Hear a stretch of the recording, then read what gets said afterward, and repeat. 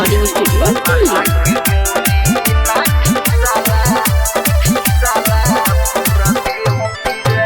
हौवे नसेरी हौवे गजेरी भांग नहीं हमसे पिसला सोनिया बसहावाला।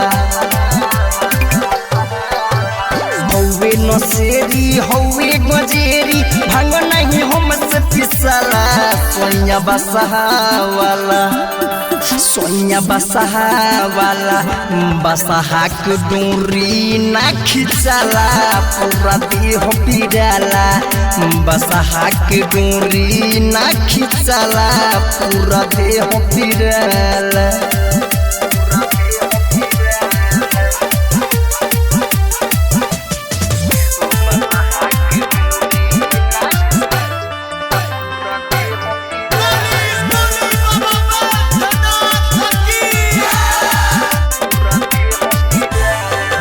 भंगिया में का जाने पहबेलन का महाजा भांग पीसी पीसी हमर निकलत साजा।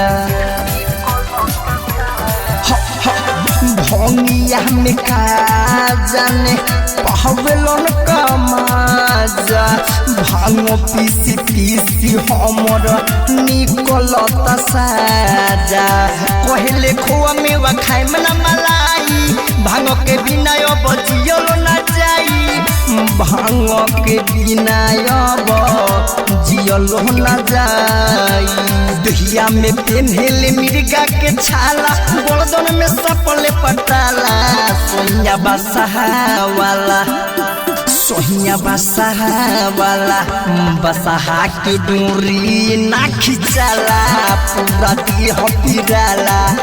बसहा के डोरी ना खिंचला पूरा देह पीड़ाला। म्यूजिक बाय विकेश भोजपुरिया।